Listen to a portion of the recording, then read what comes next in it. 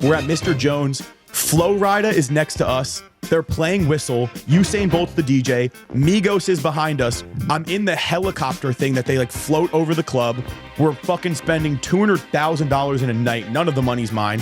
Crazy hot Russian chick, dog. Like literally like drop dead gorgeous. We're talking, we're flirting, we start making out or whatever. And then this stripper comes up to me, starts like touching me. My fucking shirt's off. I'm in a fucking wife beater. She hands me 2 leather whips and I'm just conducting a fucking orchestra. I'm fucking the pimp Beethoven.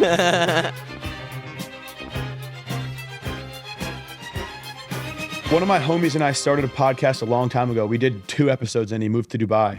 So he just left all his shit, bro. I bought a couch for the living room like this, bro. A $200 Amazon couch. Casting couch. Bro, literally black casting couch. That's what my brother used to call it. And I used it one time and I was like, all right, fuck. Like I'm just gonna bring it to LA. I'll get a new couch. Nah. No. I was like, I'm not spending the money on a couch. I'm just gonna keep this shitty ass $200 one. What's it like working with your brother? He just graduated Lehigh, so I feel like I'm doing well financially and like in a good spot. And it's like your job as an older brother to kind of give your brother any step up that you can and also like keep the money in the family. So I taught him how to invest in crypto and he has like a bag in Solana and then trading some meme coins and shit with me as well. And then if he just takes care of all like the household stuff, lives for free. So like, bro, I don't do laundry. I don't have to fucking really cook. Like he's been gone. All I eat is steak and fucking bananas. I'm like, I'm not cooking potatoes, bro. I don't know how they work in the air fryer. I don't know how to make rice. My rice making abilities is like, if it's not in a bag, I can't make it. And then, yeah, I just eat steak and fucking bananas. Dude, that's cool as fuck though. He's not like here. I mean, for the audience, I guess it's probably due that we kind of explained how we know you and like the situation. Cause I mean, there's going to be some wild stories. Mike is going to be on the hot seat for this one pretty much the whole time. So, so we met in college. Yeah. And dude, like 2 years in, you just fucking dropped out. Yeah, I was gone. Like 2.5 years, I was gone. What all I remember is you shotgunned a goldfish and it was on the news. Yep. And then I never saw you again. Yep. Yeah. Kind of. I mean, yeah, bro, I can kind of explain the story. Like, so I tried to do fitness content since I was like 16. I got injured, started working out to lose weight. I was like, bro, girls like guys with abs. Like I'm fucking 16. Like I got to get in shape before college. Like thinking it was going to give me a lot of pussy. And it still doesn't. Like just a bunch of just guys, bro. Just guys. Dude, guys, shirtless 14-year-olds in my DM like, bro, rate my physique. And I'm like, bro, I'm turning 25 in a month. Like you can't send me shirtless pictures. But bro, actually the best is when girls will send me like pictures and they're like naked, like lat spreading and shit. They're like, check my physique. And I'm like, this is the weirdest pickup line ever. I just like swipe on like delete the She's message. bigger than you. Bro, yeah, bigger than me. I'm like, shit, someone's on fucking gear. But nah, so I thought I started posting, and just nothing really. Like, I had a couple hundred followers on that Instagram page. Started a TikTok account. Didn't really go anywhere with it, like 2,000 followers. And then I was like, fuck it, I'm gonna start selling clothes. That was like freshman year of college. And I was like, all right, bro, I gotta make some money. Started selling clothes, working a lot. And then thought, all right, how am I gonna get more eyes on the clothes and shoes that I'm buying? So the sophomore year rolls around and I'm like, I'm gonna start a TikTok account beginning of my sophomore year. Dude, it had like 200,000 followers in like a month. And I was just selling clothes like crazy, stacking bread. And everyone was always commenting like, bro, you're fucking jacked. Like post your workouts. And I was like, yo, this is the shit. Like, let me make that workout page.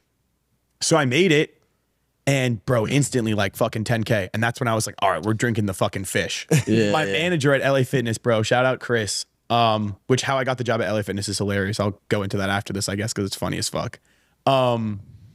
He was like, bro, I bet you can't drink a fish. Because I said I did it in high school. And he was like, I'll let you get off work for 15 minutes, go to PetSmart, get a fish, come back and drink that shit. And I was like, all right, bet. Like, I'm about to work out after. So I got a fucking monster and 3 goldfish, dropped the goldfish in, fucking shotgun that shit, drank the other 2 fish. And like, we thought it was the funniest shit ever. And I was like, I'm just going to post it on TikTok. Dog, like 20 million views later.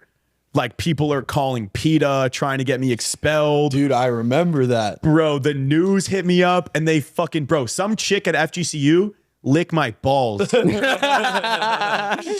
fucking gaslit the shit out of me. She was like, the new, like ABC7 wants to do a big article on you. Like they love the video, like fucking warming me up. She was a hot blonde chick. And I was like, yeah, for sure. I'll hop on the news. Bro, she sets me up for total destruction. Oh, I know exactly who that is. Rip me to pieces. Yeah, fuck that bitch. Emma Heaton. No. Actually, low key, shout out her because this shit started because of her, but like dead ass fuck you for gaslighting the shit out of me. Was your manager, it was Chris Can, right? Yeah. He works at Scotland now. So I worked with him for like 2 years. Yeah. Bro, I was talking to him the other day. He's actually at the Miami football game right now because we still have each other on Snap. But he was like, bro, I can't, like, I believe, like, whatever, don't do it. And I was like, nah, I'm gonna do it. I post that shit. Blew up. The news got a hold of it. Then they were trying to get me expelled from school. Fucking PETA was coming after me. They were interviewing fat chicks at the school, being like, what do you think of this? And they were like, well, that could have been someone's pet and lived a better life. And I remember they cut to me and I was like, I mean, it's called a feeder fish. Probably not for humans, but something was going to eat it. And bro, that clip haunts me to this day. Because I'm sitting there, bro, like bulked up, fucking little man bun that's not fully grown in yet. Tight ass Alphalete shirt. Because I was like, bro, if Alphalete sees this, they'll sponsor me. And it just fucking ripped. And I kind of just leaned into that persona. Because like, it was me. Like when I was younger, bro, 20, 21, like you guys know me, dog. I was fucking degenerate. We were saying this off camera. Like we've been talking about this entire time. Online social media only works if it's real. Yeah. And dude, you've been this person forever. Yeah. Like we've only known you as this person. Yep. And it was just a matter of like the distribution of like just getting in front of more people. I mean, you had it. Well, bro, it also, like, I low-key, like, I remember Steve Will Do It was doing that shit back then, and I was like, bro, I'm gonna just take the Steve Will Do It method and just do the shit that's funny. Like, I'm not causing any pain by drinking a Goldfish, except my stomach look you hurt after. I was like, I got a fucking parasite or something. But yeah, I kind of just, like, leaned in it from there. Like, 2 months later, I had, like, 150K on TikTok, started DMing companies. They started reaching out to me. I worked with Gorilla Mind. That was like my first sponsor. I got that beginning of January. What was that check? My first check was $500. That was the first money I ever made. Next month, 12 bands. Next month, shit. 20 bands. Yeah, and so it was just like that. All-time high paycheck from Gorilla Mind was like $48K in a month from commission. Damn. And I had a $1,000 salary, bro. So I was like ripping. Selling. So I was the number 2 at the company, like within like a month and a half. Yeah. And then I signed with Anaka. Was that through like posting like Instagram, TikTok? Bro, this was back when Gorilla Mind, like you couldn't get it anywhere. Anywhere, bro. The only place you could get it was the website. It was like a fucking Supreme drop. Like you had to buy that shit.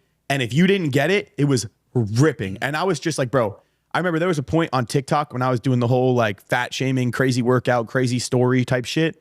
That like if I posted a video and it got less than 500,000 views, I thought I was a failure. Like those numbers go to your head. Like I got humbled real quick when that account got deleted. But yeah, bro, like I just remember I would make a TikTok being like, Gorilla Mind's live, go get it. 8K commission first 5 minutes. Wow. And I was like, holy shit. And then like, you know, people, your code pops up on coupon websites. People remember to use your code for the next time. And it was just print after print after print. And I had signed with Anaka beginning of February. My first paycheck from them was not a lot. I got 10K commission, 10% commission, no salary my first month. I did like 40K in sales. I made like 4 bands. Next month, it was like 80K in sales, still no salary. And then they were like, all right, we're going to give you like a $2,000 salary because Young LA wanted me at the time.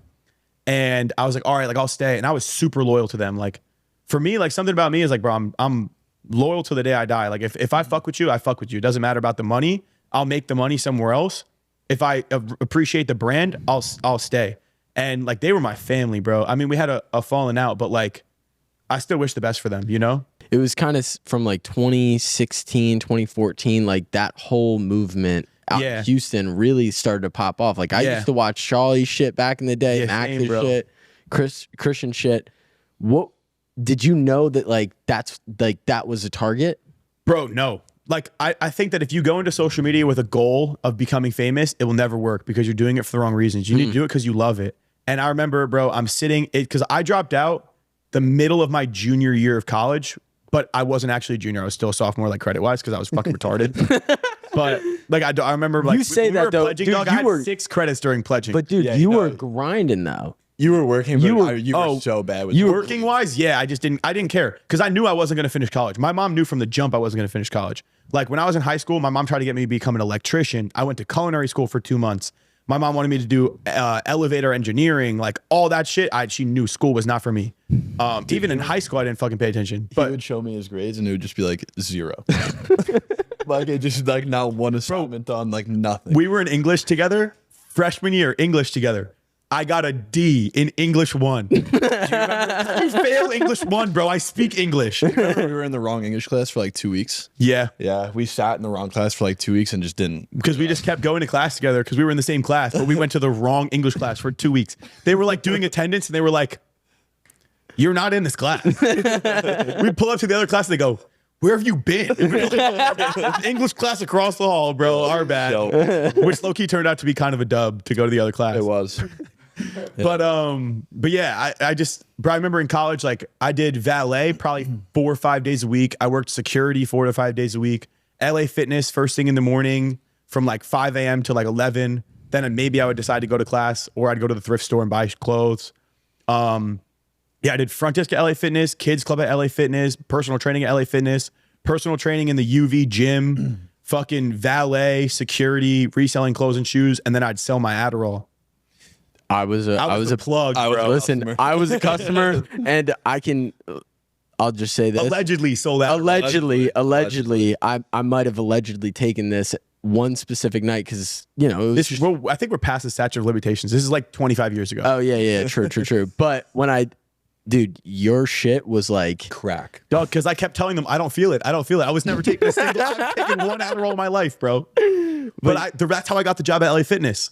I fucking, the OG manager, Mike, bro, this dude had one finger on his hand, was a vet, had like no hand, shit got blown up, got discharged, and he was working at LA Fitness, and he fucking started committing credit card fraud. So he told everyone, bro, I'm fucking 19. I didn't know what the fuck was going on. Every single kid, bro, 20 kids working at LA Fitness, punching in random fucking credit card numbers. And the only reason I got that job was so that I could get in-state tuition and pay $2,000 a year for school. Because my mom was like, "You're retarded, bro. Like, you got to save us some money somehow." So I was paying $2,000 a year because I had an in-state tuition, was a Florida resident. I needed this job. And he was like, "I'll only give you the job if you give me your Adderall." So I was giving him my Adderall so that I could get a job and go to school. Otherwise, my mom was going to make me drop out because they didn't want to pay for school because I was failing. Whoa. Yeah, Holy I was shit. doing anything I could to make ends meet. But I remember in college, dog, I was probably making like 5 bands a week working, thinking that was like insane. Yeah, you've always had that money hustle. Like you always kind of put in that work. So I kind of want to talk about the little period from you kind of taking this venture, because we were all hanging out together pretty much all the time. And this personality at the time, I don't know, were you posting videos freshman year? No. So I started posting freshman year my sophomore year and then started fitness stuff November. It was Thanksgiving of my junior year, of what would have been like our junior year. I made a video on TikTok for fitness. And I said, if you want to stay in shape on Thanksgivings, but still enjoy the food, chew that shit up and spit it out when your family's not looking and throw it over the fence. And I fucking chewed my food up. I took a bite of cake, chewed it up, spit it out, and threw it over the fence. Video got like 150,000 views. First video I ever posted. damn. And then I made another video. Like the next video was, it's Chef Guido. I'm gonna show you guys how to make a low calorie salmon meal. And I'm holding a fucking fillet of salmon this fucking big, pointing at it, wearing sunglasses with my fucking hair down. I'm calling myself Chef Guido. And that shit got like 500,000 views. And from there, it was just like December 14th, my birthday, I hit 10K. Next month, 100K. Month after that, 700K. Now just exponential growth. It's crazy. So when you were at FGCU, like, did you kind of feel the momentum of like, oh damn, like I gotta get the fuck out of here. Like it wasn't the right environment for the type of person that you were. Yeah. And that was apparent to everybody. Yeah. Well, like although I might have made some bad decisions in my life, I never have done drugs. Like I've never really drank. So like the party scene like wasn't really for me. Like Black Pat, bro, he was like, he like took me under his wing and shit. And bad decision. Bad decision. But like I didn't even fall victim to that shit. And he was like fucking crazy shit. Bro. Yeah, I don't even know if I can say the shit. that shit is actually like. But I was like, bro, I remember I was there with Jace one day, and fucking cartel people pulled up to the crib. That was a crazy time. And I was like, yo, that shit. But you still like, you were in a group of like 60 of us that were all choosing that path. Yeah. What kept you so laser focused even before you started posting videos? Because it wasn't like you had this personality and you had all this like ability, but at the time you weren't even pursuing content yet, but you still had this laser fucking focus. Like, I'm trying to get somewhere. I just feel like so my dad moved from Italy in the 90s and had no money. Like when he moved here, he had 10K and crashed his homie's Mercedes and had to give him 5. So my dad did not speak English, moved to America, ended up meeting my mom, but like had 5K to his name and that was it. Had to survive in a country he had no language. And my dad's like biggest dream was for us to go to school and me to graduate college because he thought that like that was the way to be successful. And I just like, school was never for me. And I knew that like, I'm destined for something bigger. I want a lot of money. I want to have freedom. I want to fucking make it. No matter what I have to do, I was going to do it. Like, I remember, bro, I was like one of the first like real sneaker resellers that I could even think of. Like going to the Nike outlet, dropping fucking 5K, turning it into like 20 in a week. Mm-hmm. Like there was a time, I think my junior year of college, sophomore, junior year of college, I made 100K on StockX alone. God. And then not even including like selling the clothes and shit. And I just saved all of that money. And when I dropped out, I used it to travel around the country and make content. But even when we were freshmen, you had like your whole room was like 10 bins of clothes, just 10 bins of clothes, selling it. Yep. I was doing whatever I could. So the reason why I started selling shit was my dad gave me 5K when I went to college. And we started a joint bank account. He put 5K in there and said, this is how you learn financial responsibility. I'm going to give you $5,000. You cannot ask me for a penny until the beginning of your sophomore year. So you either figure the fuck out what you're doing, because if you spend this money, you're earning it. Like, I'm not giving you shit. And if you fail a class, you're paying for college. Dog, first semester I failed the class. I was like, all right, I got one semester so my dad not to find out, and then I got to figure out how I'm paying for college. So my mom helped me get Florida residency, helped me get a job. We got my tuition down to $2K a year, because FGCU, the reason why I went to FGCU in the first place was my mom's the GOAT. Like, she knows how to fucking finesse. So she looked up the cheapest in-state tuition school in the country, FGCU. And I knew I wanted to go to school in Florida. So she looked it up and she was like, all right, this is it. If your father fucking makes you pay for that shit, this is where you got to be. And that's what I did, bro. I spent all of that money on fucking Chipotle, pledging, and just doing dumb pledge shit that like they made us do, like go get drinks for the party. I drove to Fort Lauderdale at 2 a.m. with Big Dallas to fucking get a bottle of sand and get tacos. That was fucking bro. nuts. He texts me at 9:30 and goes, "What are you doing at midnight?" And I was like, sleeping. And he was like, "No, you're not," because me and Dallas used to work out a lot together. He was like, "I have a surprise for you. Stay up till midnight. Text me at midnight. Come pick me up." Fuck. I get out of bed. He goes, "We're going to Fort Lauderdale." I go, "What? Why?" He goes, "I want to get tacos." Bro, I drove to Fort Lauderdale to get tacos with Big Dallas at 2 a.m. Then I go to this sketchy ass beach filled with homeless people, goes walk over there and get a bottle of sand. Bro writes in a note, welcome to the frat, brother. Puts it in the thing. I had no idea what it was. I thought I was getting dropped in fucking Fort Lauderdale. And I opened it at the end of pledging. But I remember, I think he low-key got in trouble for that. Oh, he did. I missed Massively. I missed a chapter. Yeah. And they were like, "Where the fuck is Marco?" And you guys were like, "Dallas made him drive to Fort Lauderdale last night." He's driving back from Fort Lauderdale right now. That's so funny. But yeah, dude, I blew all of that money. And my dad was like, "You gotta fucking get a job, bro. Get a job." So I just started selling clothes. Like I was going to Goodwill. My whole life, bro, like we didn't have like money like that until I was maybe like 15 or 16. But even then, like my parents were always, especially my mom, was always big on like, Goodwill is cool. Go to the thrift store.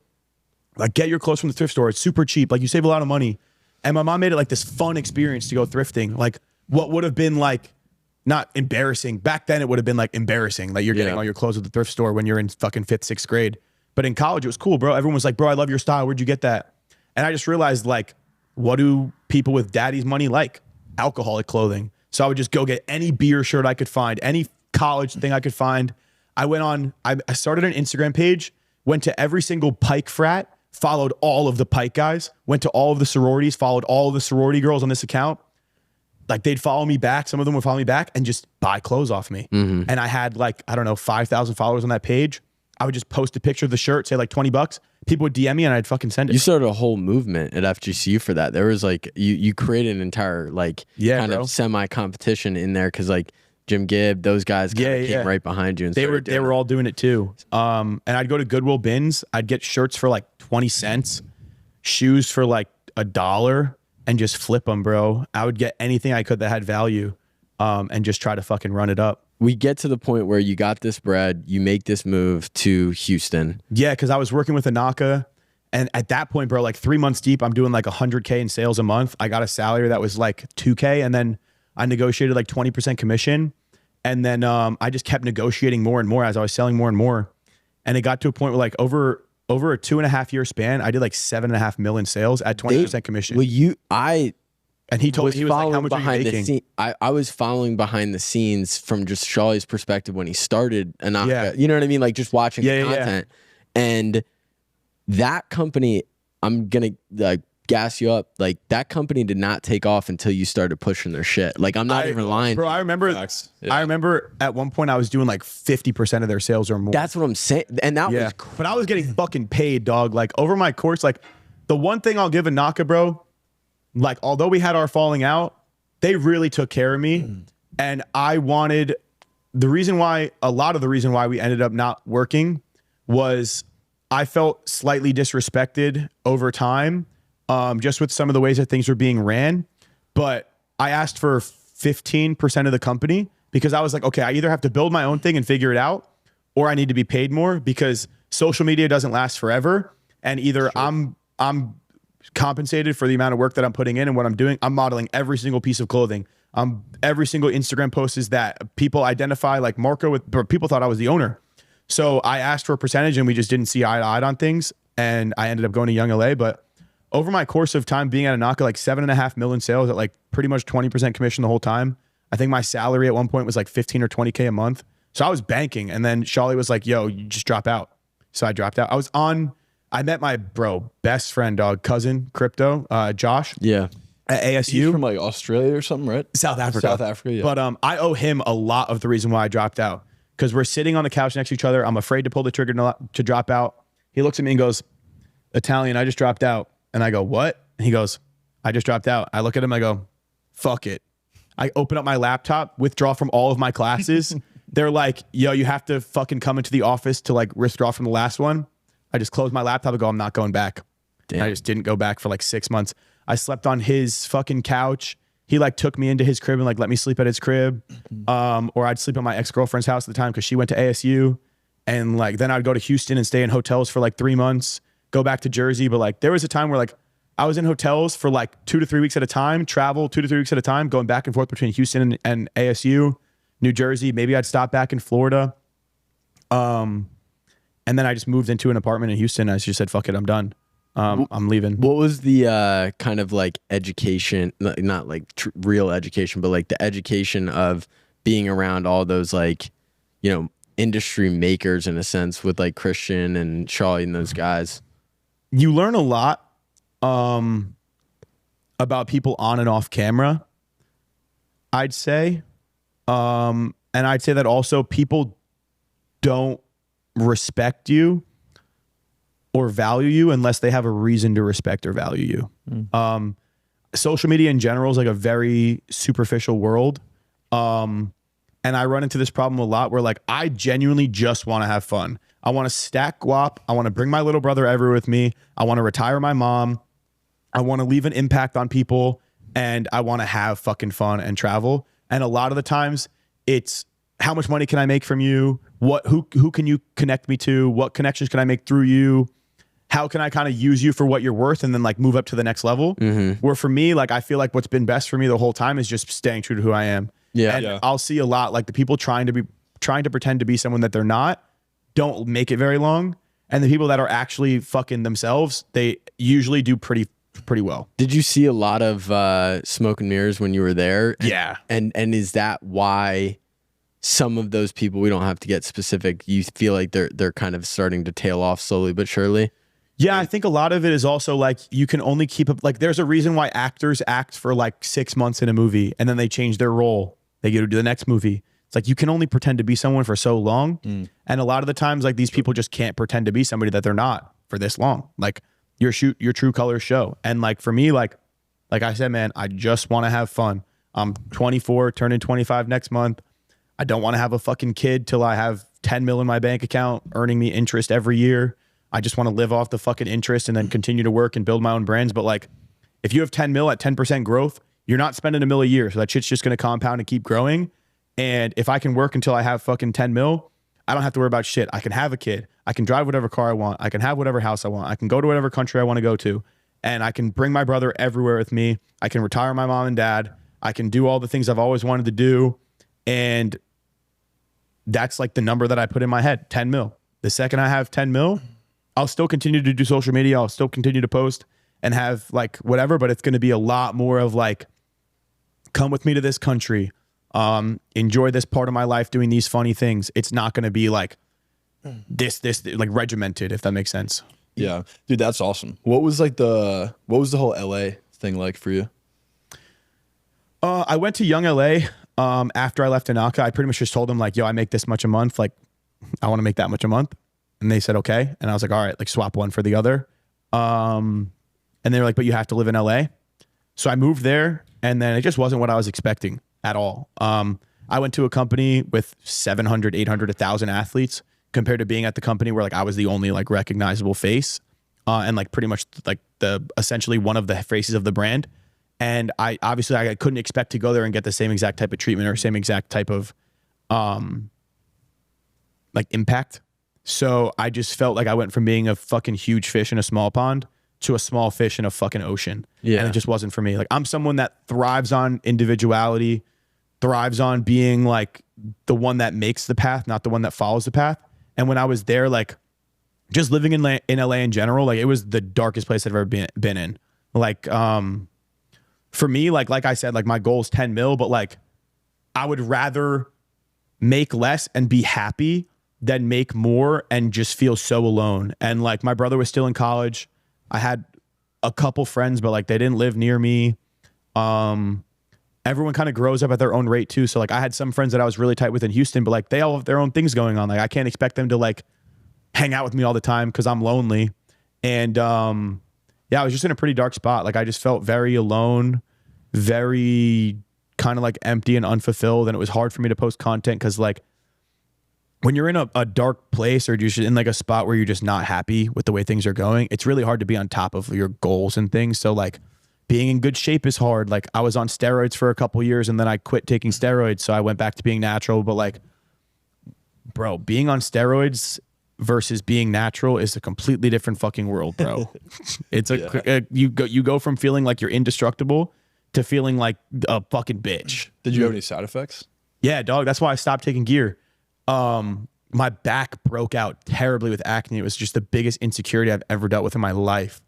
And like, I never had a pimple in my whole life, hopped on gear, didn't listen to any, like, bro, when you're 22, I hopped on gear right before I turned 22 and hopped off pretty much right when I turned 24. So for 2 years I was on gear. Like when I first got on gear, bro, I was not getting my shit from a reputable place.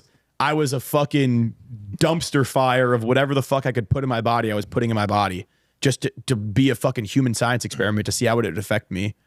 You could probably name any steroid. I probably took it like, and it just fucked my skin up, fucked up my hormones, fucked up my blood work, fucked up everything. And I wasn't even on a lot. It was just like what I was trying. And people were pushing you to like step on stage and like, yeah, well, that's what they want, bro. When you're on like, and I enjoyed the whole prep process. Like I really did enjoy it. Like I think I learned a lot about myself during that process, but I just handled the post-show process really wrong.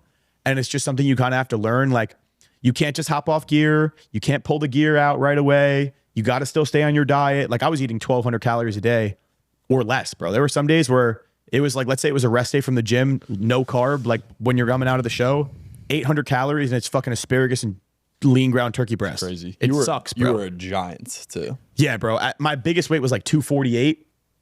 And right now I'm like 225. Right. Dude, he was so. What? Dog, I used to be able to bench fucking 385, 315 for sets of 10 to 12. overhead shoulder press dumbbells, 120 for sets of 8, like sometimes fucking 10, bro. I squatted. I don't hit legs. I have not hit legs since fucking prep ended, dog. June of 2023 was the last time I hit legs, bro. Still like from today? Yeah. I don't hit legs. So like, what's your split then? Arm day, rest. It's like shoulders and arms, rest, chest and random shit, rest, back and random shit, rest. Like I'll do like some biceps or triceps like all the time. But I'm happy, man. Like for me, like I'm not on gear. My skin's cleared up. I hopped on Accutane like 3 months ago. My acne's 100% gone. I just have like red spots and shit, but that will go away over time. I have another 3 months left and then I can hop in the tanning bed and like get rid of the red spots and shit. Not look like a fucking ghost. And yeah, like I'm happy I hopped off gear, but I just handled that whole process terribly. Like, bro, after the show, it's just like you're riding this fucking high. The way I explain it is this. I'm doing YouTube, getting 60,000 views a video. Fucking code usage is the highest it's ever been. People are showing mad support. They're looking forward to this goal. You're looking fucking crazy. Instagram engagement's fucking cracked. You feel super confident and fucking handsome because you have no fat on your fucking face. And then it's like you just step off a cliff into like no goal, support cuts in half, views cut in half, motivation cuts in half. You have no fucking gear. And it's just like everything that could go wrong is just fucking plummeting to the bottom. And you got to kind of build your way back up. And at that time, business-wise, this is when all the Anaka shit's going on. The transition. The reason, I started stress eating because like for me, I've always had a problem with food where like, bro, when we were in college, like freshman year, dog, remember the dining hall, bro? I'd go eat 6 hamburgers for dinner and ice cream and shit. Dude, like, he was disgusting. I was eating 6,000 to 7,000 calories a day, trying to put on as much size as possible. And that food was disgusting. Yeah, that food was filled with laxatives, bro. I was shitting 6 times a day, bro. Terrible. I remember it's like after every class, dump. And like, it was just fucking me up. I went from like 185, 190 to like 230. Damn. Cut down to like 200 and I was blowing up on social media at the time. Then I hopped on gear and it was great for a while. And then, you know, like I never took a lot. Like I could go over gear cycle if people watch, they like know about gear or whatever. But like when I was on prep, dog, before prep, I had done like Test, Primo, Anavar, Clen, and then D-Ball probably. And then after, like during prep, dog, Test, Trend, Mast, Clen, Proviron, Winstrol. I took Halo for a week and started having like mental breakdowns, crying and shit. So I had to stop. Like, bro, anything I could put in my body. No, it wasn't a high dose. Like the most Trend I ever took was like 150 Trend, 150 Mast, 300 Test for my first show.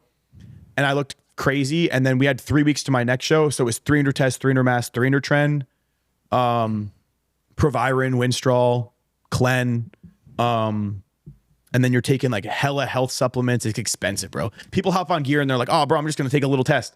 No, bro, you need hella shit when you're on gear. Like I was spending $800 to $900 a month on fucking vitamins and health supplements. Damn. To make sure my blood work wasn't fucked. It all started with the SARMs, man. Bro, we took SARMs for...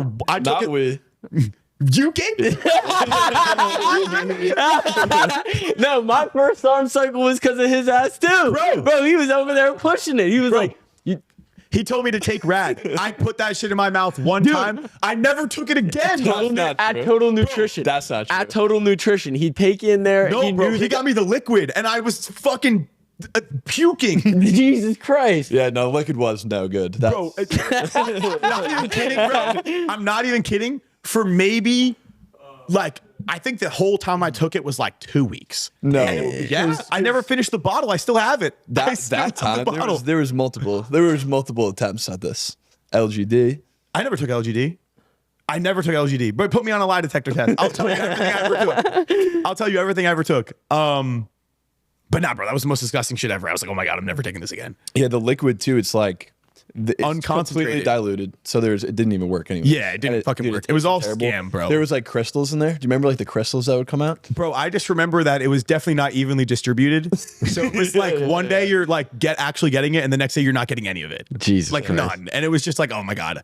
I still have, bro. You know what's so crazy? I have my first Trend bottle I ever took, and I have my first Rad bottle I ever took. I still have my first Rad bottle, bro. That shit still has shit in it. I'm gonna test it, bro. I'm gonna send it to a testing kit, and we can see what's in there. Oh, bro, the liquid one? Yeah, send it. My first time ever taking Trend, it literally looked like battery acid and piss with just Tren Ace typed on Microsoft and just slapped on the bottle. It was literally like foul. You ordered it online? No, I got it from a friend at the gym. You know what they say? Oh, Jesus Christ. Like, Jesus that's Christ. How the story starts to get I got it from another fitness influencer, bro. I got it from another fitness influencer. He gave me like 7 bottles of it.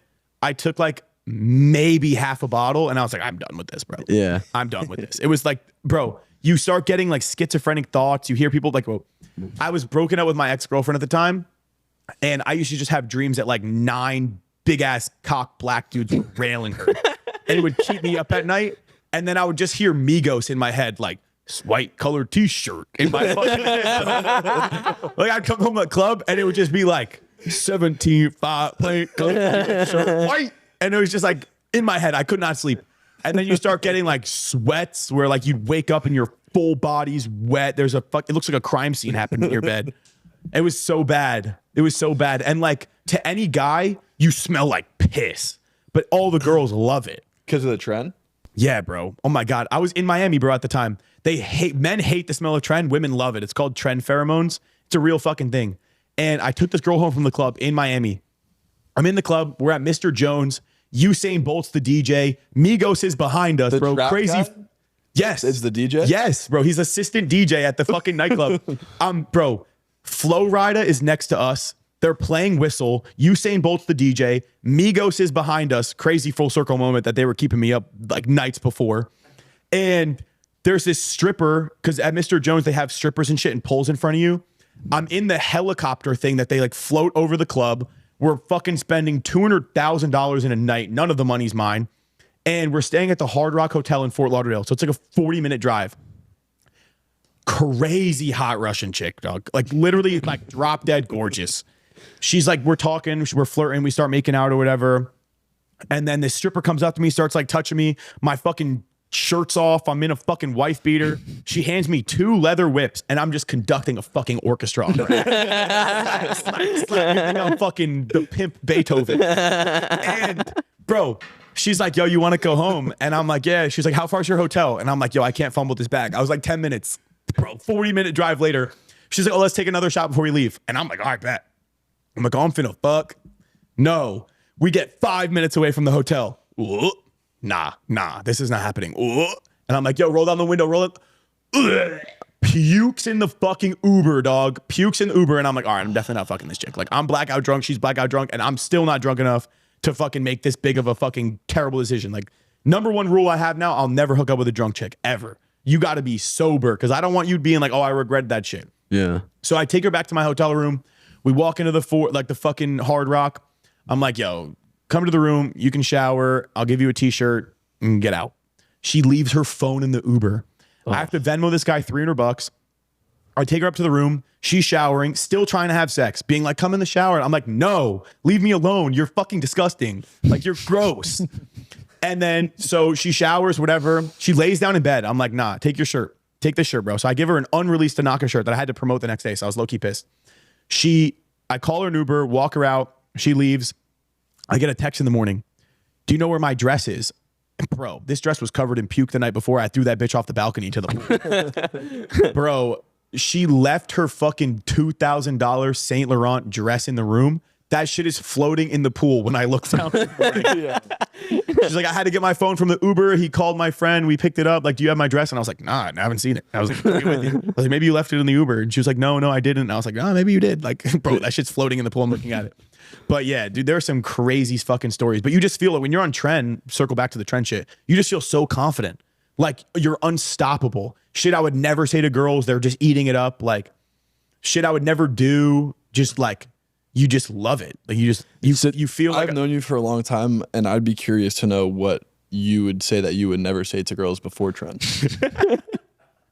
You know me, you know I was in college, bro. I wasn't that bad of a person. But no, I was just saying like wild shit. Just like, let's go fuck in the bathroom. They're eating it up. They're just like, yeah, let's go. And I'm like, you're a whore. After, I'm like, I'm not interested. My problem is like, if a girl's interested in me, I'm not interested. So then, the second a girl shows any interest, I'm like, oh, I'm good. Okay. When did you do prep? Were you in LA? No, I was in Houston. So what, you did the prep, you came off the prep, and then how long from your off prep to you moved to LA? I hopped off prep, and a month later I moved to LA. Yeah, I bought out of my lease and left. Yeah, so, dude, I can imagine being the type of person you are, being as loyal as you are. You're going through that. You're coming off this shit. Like shit got. It felt like my life was spiraling, bro. Just spiraling. And I didn't have really. I had a close friend of mine, like one of my best friends. He came and stayed with me for a little bit. My brother came and stayed with me for a little bit, but like then my brother had to go back to school. My homie lives in Dallas, so he has to work. He had to go back. I was just alone for months, man. And then my brother graduated college and then moved in with me. We stayed there for like 3-4 months. And then we moved out to Miami together. Do you feel like you struggle finding people that are genuine at this stage in your life? Yeah. If I'm being honest, bro, like full transparency, I feel like it's going to be really hard for me to find a girl, especially in Miami. Like I'm definitely not looking for one. But I feel like Instagram's like the #1 dating app in the world. Like, you know, you just open up your Explore page, find a hot chick and DM her. But Doug, I talk about crypto a lot. I talk about finances and stocks. I run a Discord for people on how to trade crypto and sports betting. And I'm constantly posting sports betting wins and fucking crypto wins. And like, I'm doing a challenge right now, 10K to $1 million. So far in this like week span, I'm up from like 10K to like 300K. And it's like, I can't, like I'm posting it, but it's like,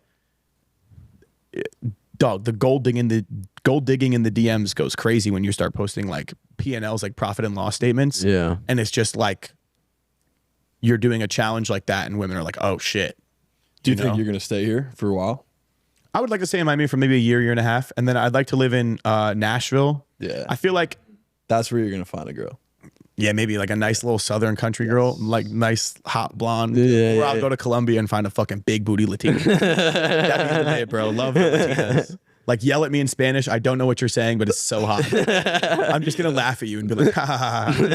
And then just the screaming's gonna get worse, and I'm just gonna like it more. But I feel like I'm very blessed. Like I've had in that darkest time, bro, the darkest time of my life. That's when I found God, and I was kicked out of CCD as a kid because, oh my God, funny story, dog. I'm like in 4th grade. My dad taught me how to make this paper airplane. This fucking maybe this is why I hate fat people. This fat kid named Kevin takes my paper airplane and breaks that shit. So I shoved that pussy down the stairs.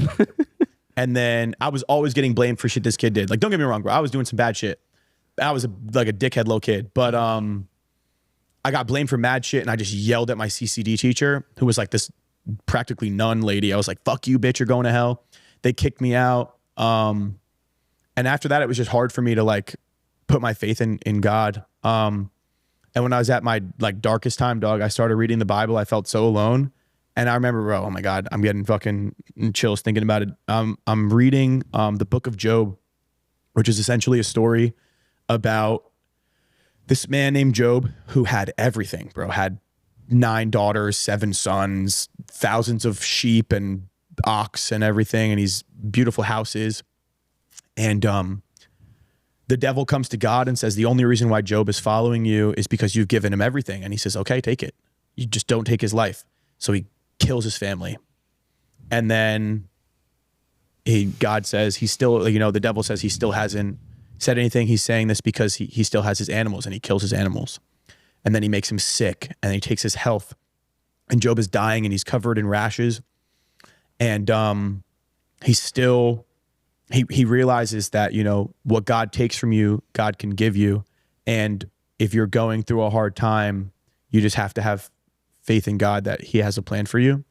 And I just realized that, when you ask God for something, you get 3 answers: yes, no, or be patient, like slow down. And sometimes, things aren't meant for you. And I was saying this prayer over and over to myself. God, if something is not for me, please reveal it and remove it from my life. If someone is not for me, please reveal it and remove it from my life. Please, God, remove the procrastination and laziness from me and allow me to be the best version of myself. Protect my family with their health. And I just kept saying this, kept saying it. This girl I was talking to, she did OnlyFans. I'm pretty, I'm not against OnlyFans for, make your money, but like just morally, like I'm against like dating a girl that does OnlyFans. She had been with a couple of my friends. It was hard for me to like, get over that. And And I realized like God took that relationship from my life because it wasn't for me. I lost a friendship. God took that person from my life because it wasn't for me. I left Young LA. God took that from me because it wasn't for me. And at all these things, bro, you're making thousands of dollars a month with Young LA. You're banging one of the hottest chicks in fucking LA, like Instagram model, like crazy hot.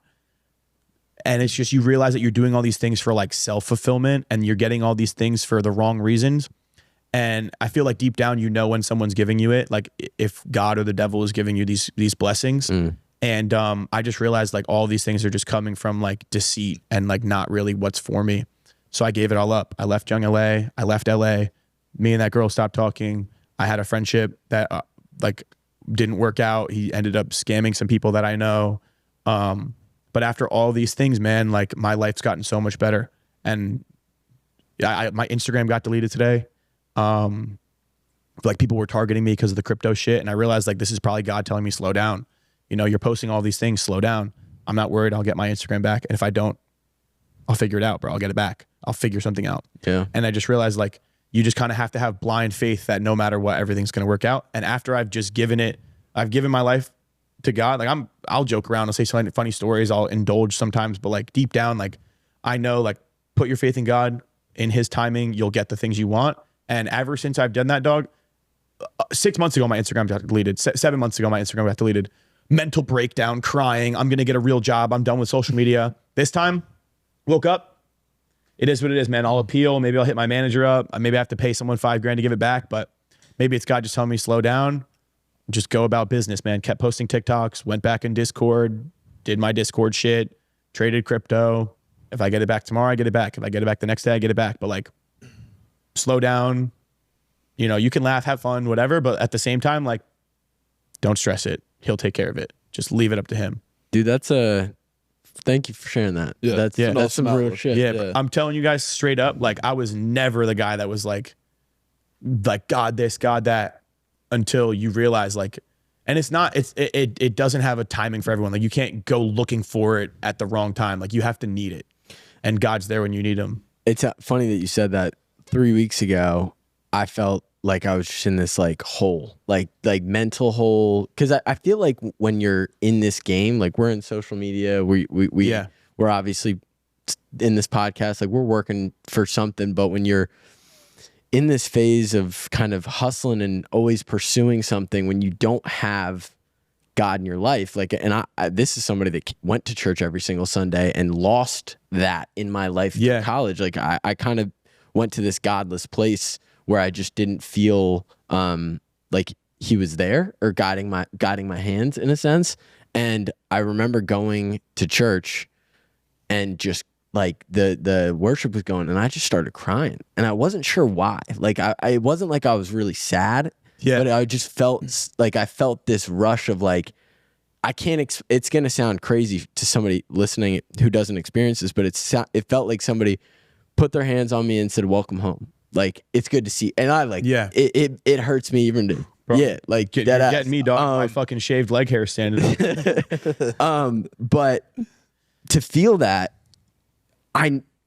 there's not a single thing, not money, not anything that can make you feel that. Like, not even a friend can make you feel that. So again, thank you. Yeah, bro. I'm telling you, I pray to God every night before I go to bed. And I just say, thank you for my brother. That's the only prayer that I say, is just thank you for my brother. If I didn't have my brother, dog, I would have nothing. And I say it all the time, dog. You can take everything from me. God forbid, don't, please. But everything, I have my brother, I'm okay. Dude, fuck yeah.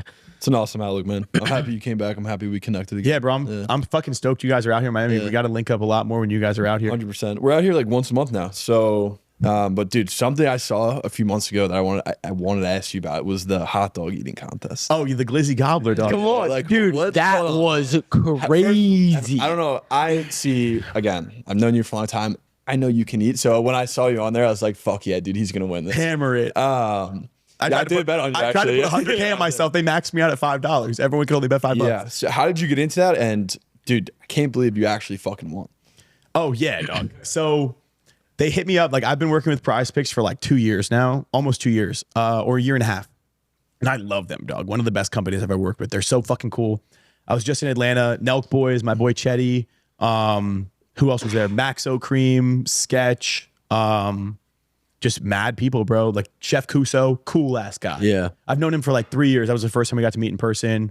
They're all just super cool people, bro. I've met them numerous times through Prize Picks, and Prize Picks hit me up. They were like, yo, dog, like, do you want to be in the Prize Picks like hot dog eating contest? And I was like, yeah, bro, let's fucking run it. So they said right before, I was trying to push like, yo, winner needs to get something dope. So it's one free entry of a 6-man to get $100K. So if you hit the 6-man, you get $100K. And I was like, you're going to pay me $100,000 or a chance at $100K to fucking eat hot dogs?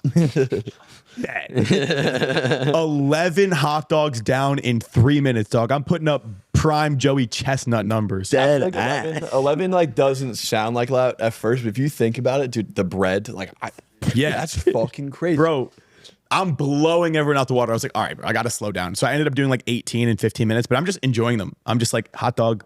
Like, after the first like 3 to 4 minutes, dog, I'm just like, all right, I'm done. Did you throw up? No, I went and got dinner after. No, I had a cookie and ate dinner after. Swear, bro. I swear. They had a Prize Picks dinner after. Steve will do its fucking puking. Everyone's throwing up. Ziaz is next to me. He's fucking chucking after 2 hot dogs because he's eating like vegan ones. Chetty had to eat gluten-free buns, which I tried one after it and I literally spit it out. But after I had one more hot dog as a joke because everyone was like, bro, eat one more. So I did it.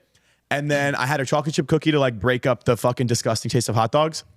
I have not had one since, and I probably won't have one until next year's competition. And then I went and ate dinner. I had like a fucking 32-ounce ribeye and potatoes. Jeez. It's a trend stomach. Yeah. Yeah, dog. At the time, I was still natty too. I was like peak natty back then, bro. So I was like, oh my God, this is going to do a number on the diet. Yeah. Speaking of that, what does your health and fitness goals look like now? Because there's no prep on the calendar. There's there's no legs. Bro, the legs kind of stay. For they do. You look pretty big. Yeah, I just kind of like let them rock. But yeah, I just like, for me, working out is fun, health, look good, but not too good. Don't rely on gear to look good. Just get in the gym. I'm like 225, bro. Like I can't be mad that I'm 225. I actually was trying to be like 190 and like just feel slimmer, but like my body just doesn't really want to be small. Like I just start to get like ferociously hungry after like 205. Like if I get to like 205, I'm like, I can't stop eating. Yeah. So it's just like, yeah, man, go have fun. Like for the long time, the gym was a job. And it still is a job. You know, I still like do fitness content and like, but I'm trying to transition a lot more into like lifestyle, sports betting, crypto. Fitness will always be a part of who I am and everything, but like, I don't want to make it my personality. For a long time, it was like all I did. And it's just, bro, it's taxing. And then like you put all of that effort into a prep and it's just like your job. Like you're eating 5 meals a day. They're weighed out, sectioned. They kind of taste like shit. You don't really get to like, bro, I remember I was drinking 2 2-liter bottles of diet root beer a day, trying to like keep off the diet. And my coach was like, bro, stop that shit. You have 1 bottle a day. I was like, oh, fuck, bro. I don't know how I'm going to do this. So like for 8 weeks, I just like cut out the soda completely. No ketchup, no hot sauce, nothing, bro. It was just bland ass food. And I looked sick. Yeah. But I was doing 70 minutes fasted cardio with 30 minutes of just walking on the treadmill after. So 100 minutes of cardio first thing in the morning, 10,000 steps a day outside of that cardio. No food. Workouts suck, but you look sick, but it's so hard to get a pump. And it's like, it took 1.5 years for me to like want to go to the gym again. Damn. It took 1.5 years for me to be like, I want to go to the gym. I want to enjoy my workouts. So like, if I just want to go fucking hit some arms, I'm just going to go hit arms. If I want to hit chest, I do it a couple days a week. Like, also like after prep, I had a partial tech tear and a partial lat tear. Cause like when you're super dehydrated and you're working out and like after the show, if you just fucking slam yourself with food, that's like your ligaments and joints are still under a lot of stress and recovering from that hard prep. And they're super dry from like the Winstrol and the Clen and the diuretics and everything. Like, and it's just like your body's just not okay to just go back into working out. So you're getting all this food and you're getting all these crazy pumps and you're looking crazier and crazier by the day after your show and you just look so sick. And then you just wake up one day and it's just like you spilt over and it's just like almost non-reversible. It's like for like 5-6 days, you look crazier and crazier and crazier. You're getting bigger and leaner. And then it's like you wake up one morning, you're like, oh my God, what the fuck happened to me? That's crazy. Dude, me and Ryan were talking about earlier today when you were doing the fitness page and you just eat ice all day. Yeah. Right? We just walk around like a handful of fucking ice. Yeah, I would just eat ice. I would just eat ice to try to like fill my stomach, But or feel a crunch. The transition from a brand side, because I'm like super into social media and like how people position their brands and how people stay around for so long, and what it seems like, and I'd be interested to get your take on it. This brand transition, like removing the expectations of what other people want from you and what you're getting all this like gratification for. Yeah. How are you like how has that transition gone? I just feel like if you like, for example, there's people that only make one style of content and it's only about that content. It's not about them. I've always just made my content about me. And it's just like, I feel like people have to fall in love with the idea of you. And you can't lose the track of who put you in this position. All of the people that supported me are the reason I'm in this position. God gave me the opportunity. These people fulfilled the possibility. It's just, I was given the opportunity to have these eyes on me. But I've always made my content about me, and I haven't lost sight of what's happened. Like, I just feel like if you make your content about you, you'll last a lot longer than if you make your content around one thing. And like, that's why Prize Picks helped so much, because I've been with Prize Picks for a year and a half. Like, that's a sports betting thing, you know? I started a TikTok for sports betting just randomly, which is just like, oh, fuck, I'm gonna start this. Bro, it has like 10K and I haven't posted on it in like a month because I'm running the Discord. So it's like really hard to manage a Discord, 2 TikTok pages, fucking YouTube, which I've been slacking on like crazy, Instagram slacking on like crazy, because it's just hard to manage all these things. And like, I have to get a good videographer that I trust. And like, I've been through a few over the years, but it's like when they find out how much money you're making, they want more and more and more. And it's like the workload's not changing and the quality's not changing. I can't give you more. Yeah. If you do more workload, I can give you more. But then it's also like something I've struggled with a lot is like the scarcity mindset versus like the prosperity mindset, where it's like, if you feel like your income's going down or you feel like the views are going down, you start to pull back on things and you're like, I can't spend this money because it's going to be gone, versus I need to invest more money to get back to where I was and then continue to grow. So I've really changed my mindset on that. Like, I'm paying the most I've ever paid for my apartment, and I started making more. I full sent my Discord. I went from like 350 paid members to like 950 paid members in like 2 weeks. And is that the sports betting? Sports betting and crypto. Are you making the picks? Yeah, dog. I fucking cook. Dude, let me in the Discord. I got you, bro. Yeah. I'll give you the lifetime access, bro. Sweet. Thank you. But the making money through the people that engage with you most versus brand deals, does that feel better for you? Like, is that more 100%. Consistent? I would rather make money through providing value and helping people than making money because a brand is paying me to post. Does it feel like Big Brother when you have that type of money coming in from brands? Yeah, I've always hated answering to people, and I've always hated authority. Always. Y'all know from prep. Yeah. Y'all know from pledging. Like, I always hated authority. Like, don't tell me what to do. Yeah. Like, I listen to my dad. That's it. Yeah. And like, working with brands, like there's brands that I really enjoy working with, like Rise Supplements. I'm with them. I enjoy working with them. Prize Picks. I enjoy working with them. But those are my really only 2 brand deals now, like Rise and Prize Picks. The other ones are in my Discord. I think I make, if it stays the same that it is right now, like $250K a year. Dude, are you buying dinner tonight?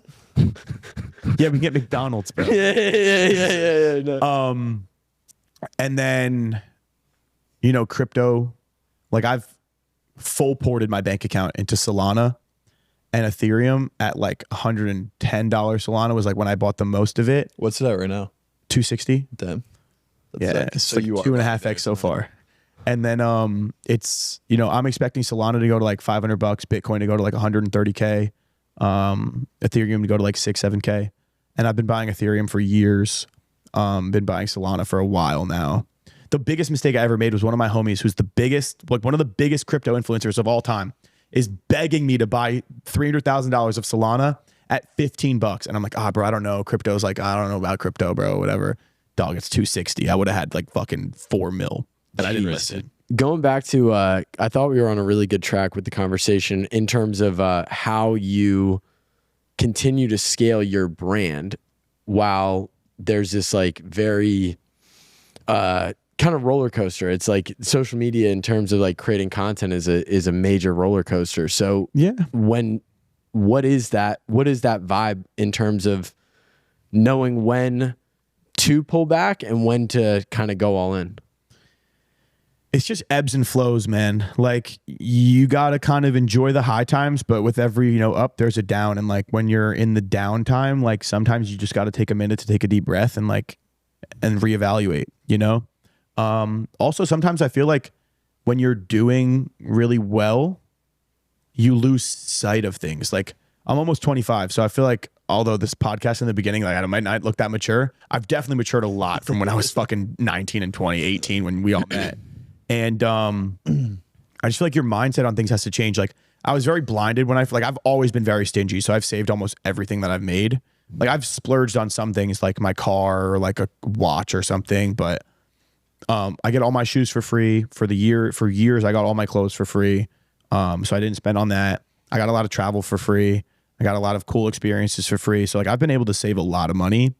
And yeah, I just feel like when you're doing really well, really young, it's hard to stay focused and it's hard to not get complacent. And you just kind of have to beat that complacency and just realize like there's way more. Like I'll hear about people making millions of dollars a month and I'm like, I could do that shit. The fuck? Aiden talks about that. Aiden Ross talks about that. Like he made his big deal with Kick and he's like pretty open with the fact that he's like, dude, I'm not motivated to do this shit anymore. Yeah. Like what, like, this wasn't about the money when I started it, but now that I make more money in a year than, you know, fucking NBA players, like I don't really. I mean, I think his Kick deal was like $500 million. But it's insane. Like over like 4 years or something, like 500 million. Yeah, he's like a percentage owner in Kick and whatever and Stake too. It's all going down though. I think that had a huge falling out. Yeah. But like that's to be expected. So this is what I always think, right? Mixing money and friendships is hard when one person feels like they're doing way more. Yeah. And it's like they might both think they're doing way more. Which like, I mean, I can take accountability in my situation with Anaka. Like they did a lot for me and I did a lot for them. And I feel like on both sides, it was like, well, we've done more or I've done more. And it's very easy to be like, oh, nah, fuck you. Or like, oh no, like, nah, fuck you. And instead of being like, all right, let's find some middle ground here and like actually like get a third party to kind of like tell us both to shut the fuck up. But that's when you need people around you that aren't yes men. Like my manager, not a yes man at all. Yeah. I fucking love him, bro. One of my best friends. And I called him today, bro. I was like, yo, IG got banned, dog. We got to figure this shit out. He was like, what'd you do? And I was like, well, I posted crypto shit. He was like, is it meme coin shit? And I was like, yeah, of course, bro. Meme coins are fucking popping. Like I'm helping kids make fucking, bro, there's kids in the Discord making $10,000 a day. Jesus. In meme coins. And they're fucking 16. It's crazy. It's like, bro, I made 40 grand on a coin called Trip, and it was a picture of a rabbit on acid. How am I supposed to call my mom and be like, yo, mom, I made 40 grand today on a fucking acid rabbit? What was the one that you guys tried to make? Oh, You remember that? Lucky Monk. Lucky Monk. Do you remember? Yeah. You remember? I remember that, bro. Bro. Jace hit me up. Was like, yo, you want to go to fucking Turks and Caicos? Like they had the whole like Fire Fest. They're like, we're gonna book a yacht. There's gonna be like, dude, ice that was- sculptures on. that's- Yeah, like, bro. Everyone's gonna come on the yacht. Never happened. No. I mean, I never followed up on it. I never got an NFT. Nah. But I wasn't really in crypto in that NFT era. I started more so this bull run with the meme coin shit. And then, yeah, bro, I just fucking have been printing. Like right now, I'm in this one coin called 4 More Years. And I love it, dog. The product is sick. So meme coins having an actual physical product is almost unheard of. And obviously Trump almost got assassinated. So the developer of the coin made golf balls all around 4 more years. And I got in before the election. I bought 30 grand worth of this meme coin at $400,000 market cap. Jeez. I fucking posted a couple TikToks about it and it ran to 16 mil. Damn. Mil market cap. You know how much fucking money that is, dog? $450,000. And I didn't sell a penny. Because in my mind, that shit's going to 100 mil market cap. All this coin shit is. I'm gonna make at least 2 mil on that coin. So I'm not selling a penny, bro. I'm not selling a penny. How do you balance the fucking stigma and all the bullshit that kind of goes into that? Because it's like, I feel like, how do you play in that game whilst not being a target for CoffeeZilla? You have to make sure that the projects you try to support are positive ones. Like you can't always get it right. And there's thousands of projects a day, bro. So it's like you can't always get it right, but you just have to make sure that like you just try your best to not fuck up, and you also have to try your best to be genuine. And like it's also hard because a lot of the times like it's the developer of a coin that causes the problem. I'll never develop my own coin. I'm never going to be the developer of a coin because you have all this pressure on your back. But the problem is like I run a community with 1,000 people. I can't fucking control what they do, bro. I can tell you like, number one, you can never give financial advice. You can just say, this is what I'm buying if you guys want to buy it. But also like, bro, if somebody puts a lot of money into a coin and then doesn't understand how to sell, like if there's a science behind it, dog, you got to sell 1 SOL, 2 SOL at a time over the course of days. Yeah. Like if you just click sell 100%, you're going to wreck the chart. And then other people are going to get afraid and sell the shit. But like, I can't control what other people do, bro. I really can't. So it's like, if I didn't do anything, I didn't do anything. And it's like, I haven't been a part of a rug pull, but like, it's a scary thought because like I put my whole reputation on the line. My face is on the line. My reputation's on the line. I'm sitting on $450,000 of a coin and I haven't fucking sold a penny. Yeah. Because my reputation's on the line, bro. Could I run away with 450,000? Yeah. But I'll make way more than 450,000 being real, even if I make it in like $5,000 at a time, $6,000 at a time, and like not fuck anyone. Like there's so much room for people to win. Let them win, bro. Like I have 16-year-olds making $10,000 in a day. Yeah. Like that's unheard of. You know, it's unheard of. And also like, dog, I'm making 20 bands a month from the fucking Discord right now in recurring signups and like monthly payments. Dang. I don't need to fucking run away with money. Like like I said, bro, I'm happy with my brother with me traveling. If I can have my brother with me and I can travel and I can have my car, I'm fine, bro. Now, you don't need to like fuck people over to be happy, bro. Yeah. Building for the future though, like, do you see yourself wanting to build, like, in your mind, what is your version of a Prime, Feastables, one of these things? I don't want to do a tangible product unless it's a clothing company just because I love fashion. Just because I feel like the overhead cost is a lot versus selling like intellect. I feel like there's no like overhead. Education. Yeah. And it's like, I really want to help people make money. So like I tell people in the Discord all the time, if you make money, max out your Roth IRA every single year from the age of 18 to 55. It's tax-free when you pull it out. If you start at 18, you could have fucking 7 mil, 8 mil by the time the fucking inflation rates and everything, like with how much you can put in. Like when I first started maxing my Roth IRA, I was in college and I was putting like $5,500 a year in, and now it's up to $7,000. I think next year it's gonna be 7,500. Like if you max that shit out every single year, you'll retire with 5.5 mil. Yeah, you're 55, but I'll just give it to my kids. It's also like, I teach people all the time about setting up trusts so that they can inherit shit tax-free. If somebody's parents are dying, I teach them how to fucking set up a revocable or non-irrevocable trust, set up a CHUT, which is a charity trust, where you essentially make a deal that you're going to donate anything at the end of the 20 years that's left in the trust, but then you make yourself the beneficiary and you can buy real estate, which then you don't have to donate. So you can essentially get out of paying all, like, bro, if your parents bought a house in the 90s for $100K and it appreciated to $1 million, you own $900,000 in positive equity in growth. And then you owe 18% of capital gains tax on that, plus the inheritance tax or a death tax. In New Jersey, there's a fucking leaving the state tax. So what a lot of people do is they'll buy a house and then rent an apartment for a year before they leave the state so they don't have to pay the percentage of their house. Like, bro, I tell people all the time, my goal is to just help people make money, preserve money, and fucking be financially free. Like, there's no better feeling for me than watching fucking kids make 20 bands, 30 bands. Like, that's better than me making the money because I already have money. Yeah. You know, I have money. So it's not like me making any more or substantially more doesn't matter as much if other people can make the money. And it's interesting too, because I think there's this idea when you think of building a brand, when you think of building a business, that like, and I even think about this too, being what we're building, the goal is not to like, as you make more money, scale up the lifestyle alongside of it. And this is like, you got to live below your means. I lived below my means for years, bro. My rent right now is like $7K. My car payment and car insurance and gas and shit's like $3K. Random grocery shit's probably like $1,000 because I pay for me and my brother, so maybe a little bit more than that. Travel is probably another couple grand. So my monthly expenses are like $15K.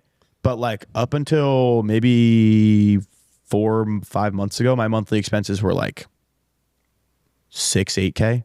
Damn, and you're just stacking that fucking cheddar. Yeah, just stacking. Yeah. So then how, being that you're building like this more education based, do you see yourself, this is actually a wild thing to say, knowing the type of brand that you have, going more of like a Ramsey kind of trajectory in your mind? Not Ramsey's like a extreme example, but like somewhere along those lines. I would like to do that. I would like to do that. I would really like to do that. I made a deal with God that if I get to the 10 mil, I'm going to make a lot of my content about helping people find God and traveling around the world and like making videos being like, yo guys, like here's a day in the life in Bali. And then every morning's going to start off, or every night's going to start with like reading the Bible. Just being like, today we read this, you know, we're here in Bali, give thanks to God and help people that way. I made a deal with God when I said that. And I think that he's going to help me get to the goal. I think by the end of this bull run, I could be almost there. Yeah. And then, yeah, I'm going to come through on that deal, man. I'm going to come through on that deal. That's sick. Dude, that's sick. Like, I feel like he's helped me so much. And like, I've tried to help my brother with the same thing. My brother's starting to work on his relationship with God. And, yeah, man, I made that deal and I'm going to keep my word, bro. If he helps me get there, which I know he will, I will do the same, bro. So friends, girlfriends, business associates, there's a lot of, like, nothing is clear. Nothing is black and white anymore. When we were starting this company, I told Ryan, like, back in 2021, I was like, look, right now I don't really care how much money I personally make. Like, it doesn't really matter as long as I can take care of my just basic fucking needs. But I want to work with my fucking boys.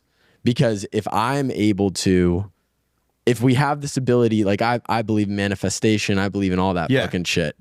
If we have this ability to manifest and we have this relationship with God, with the spirit, with the universe, whatever, and we can't just create our own realities, why wouldn't I create a reality where I have like this, what we have? Like, and every day, like I tell these guys every day, I'm like, dude, I'm so fucking, like, I wouldn't want, if I made 20-30% more, to not, like, to have like random employee, like I wouldn't. It's not worth it. It's not worth it because you know, fucking Jordan, my fiance, gets mad at me all the time. She's like, everybody that's your friend, you're in business with.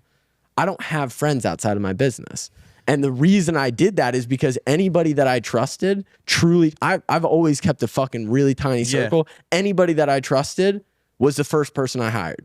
Fucking Jace is my business partner. Yeah. Like literally my best friend. I was like, I don't trust anybody else with this. I'm going to come to you. First employee, fucking Ryan. Like, you know what I mean? It's this idea of, I don't really fucking get, that's why I respect what you're doing with your brother so much. Cause it's like, man, like what else are we doing this shit for? My bro, like, so I haven't even touched a single dollar that I've made from the Discord. I think I probably have like 60, 70 grand sitting in like just an account. I'm going to give it to my mom like at the end of the year because she wants to retire. And I'm just going to, you know, I have faith. Like I said, man, I just have blind faith that everything's going to work out.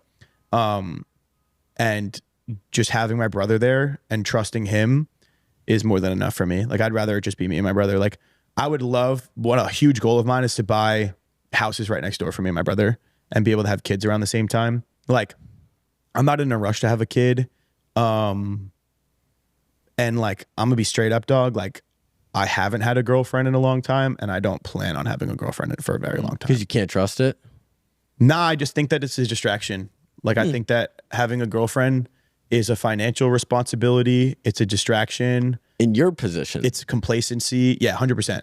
Like, I feel like it's complacency. Also, like, are these chicks coming to you being like, because I hear this shit. Listen, I ain't got fucking bread like that. But I hear that, like, they're expecting you to pay for fucking everything. Yeah, they want you to, like, fly them out. They want you to, that. like, take them to dinners and shit. Like, I'm not even gonna lie, dog. Like, I'm not even gonna lie to you, dog. Like, I'll hop on Hinge and like play that shit like a video game. I'm just like XX hard, XXXX hard, XX hard, and then I won't even message them because, like, for them, matching with me is more than enough. I'm like, oh, okay, they're interested. I'm good. Yeah. And for me, it's like, okay, like, I'm still like, I still got it. Yeah. No, I'm good. Like, for me, like, genuinely, bro, like, I broke up. Me and my girlfriend, my ex-girlfriend, broke up a while back, and then we were kind of on and off for a little bit. When I was on prep, I didn't have a girlfriend for like 7 months. We ended up rekindling. When that did you didn't work out. break up? February. Oh, recently? That was a girl I was with. Yeah, the whole time. Oh shit! No way. Yeah, it's a girl I've been with like the whole time. I mean, we've had some times that we were off and like, but besides that, yeah, we were together the whole time. Damn. And like, things just didn't work out, and like they're definitely not going to work out now because I accidentally matched with her roommate on Hinge. She lives here too now, right? Yeah, I did not know that she had another roommate. So I was like, Jesus Christ.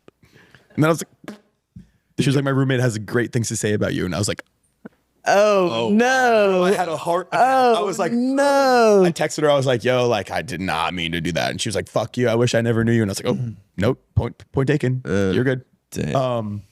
But yeah, I just think that personally, like, I was going through a problem a lot with like her because I was always thinking like, she's holding me back. She's stopping my potential. I'm worrying about having to go see her. She wants to FaceTime all the time. And I just realized it was because she loves me and cares about me so much that like, you want your girl to be obsessed with you. But like when you're trying to do all these things and like social media is a hard game, dog. I'm traveling to England. I'm traveling to fucking Thailand. Time changes. I'm in fucking Miami. Then I'm in Houston. Then I'm in LA. Then I'm in fucking Arizona. Then I'm in New York. Then I'm in Chicago. Then I'm in Mexico. Then I'm in Washington. It's just like, I'm going all over the place. It's hard to keep up. You're doing so many things. I stare at my computer screen for like 10 hours a day now with running the Discord and hosting calls. I'm in there for like hours, bro. 100 people teaching them about crypto, teaching them how to invest, all these things. And it's just like, bro, it's a more than a full-time job. Like when they say like, if you want to be an entrepreneur, you want to work for yourself, you think it's like, oh, you're going to work a little bit. No, bro. It's 10 times more work than ever working for somebody else. Yeah. Like it's not a 9 to 5. It's not at all a 9 to 5. It's a fucking 6 a.m. to 2 a.m. And then you're working again at fucking 4 a.m. and it's odd hours. And you're waking up in the middle of the night being like, is this all going to get pulled out from under me? Yeah. You know what I mean? Like, yeah, bro. Yeah. Like it's hard to fall asleep in the crypto markets too. Cause it's like, bro, I'm sitting on $500,000 in a coin. I could wake up tomorrow and it's gone. Jesus Christ. That's And then people are like, yo, what the fuck happened? Like it hasn't happened to me yet. Yeah. But it fucking could. And Yeah. then I gotta fucking explain, yo, it wasn't me. Check my wallet. Here's my wallet. Like my wallets are leaked. Yeah. You know who I am. This is like my face is on the internet. My wallet's on the internet. People track me. People copy trade me, bro. They have bots set up so that when I buy a coin, 500 other people fucking just instantly buy that coin. And I'm like, what the fuck? Oh, Jesus. That's gotta be terrifying. Yeah, bro. And then I'll get random text messages like, yo, and I'm like, yo, what the fuck is this? Don't text me. I'd block. Like I probably blocked so many people. Yeah. And I'm just like, oh, fuck. And then it's like, bro, it's hard to fall asleep at night because like you're just in this constant cycle of working. But the bull market will probably last like 6 more months. So after that, it will chill down a lot.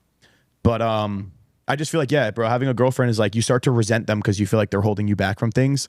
And it's just hard because it's also like you have to blindly put your faith into someone else. And like people make mistakes. Like Amanda never made a mistake, but like my fear is that another girl would. Or like,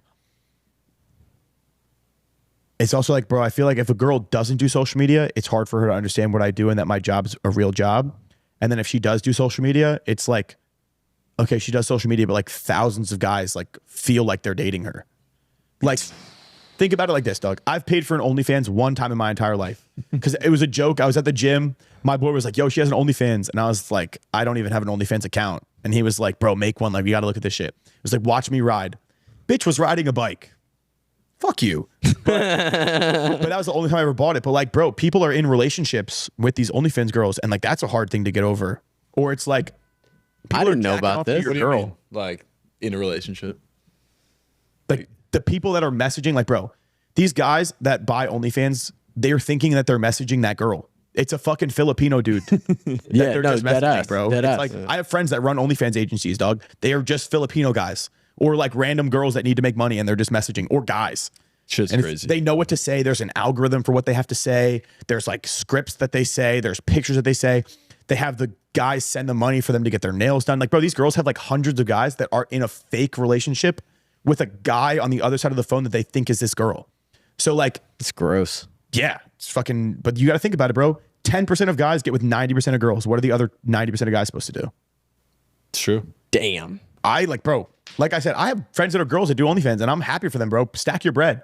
But like OnlyFans in itself has completely ruined society and people. Like, bro, there's a reason. I think personally that there's a reason why there's more like unwanted, like sexual assault type things or sexual harassment because these girls post things on the internet and these guys think that they're dating them or they think that it's okay to do these things.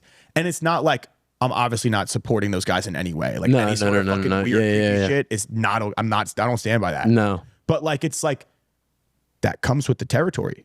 You're putting this shit on the internet for these guys to jack off on their phone. Like they think they're dating you. We don't even know because this all started fucking like what? 40 years ago? Kids are killing themselves because their moms are getting dicked down on camera. Yeah, that's what I'm saying. I can tell you straight up, dog. If I'm 14 and my homie's mom's getting fucking dicked down, I'm sending that shit in the Snapchat group chat. Be like, yo, look at Tommy's mom. Yeah.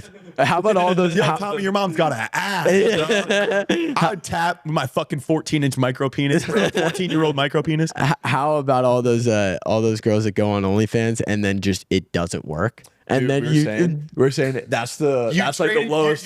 You're popping your pussy online for $5. You have no skill set. You have no I'll give you $5 to not pop. Yeah. Dude, we're saying like that's like the lowest you can possibly get. It's like if you get to the point you do OnlyFans and then 0 subscribers. I would never. I don't mean this in like a derogatory way at all. Great. And I have friends that do OnlyFans, and I'm happy for them to stack guap, and I would definitely hook up with them. But a lot of them, not all, I know some that are very intelligent and they're just doing this.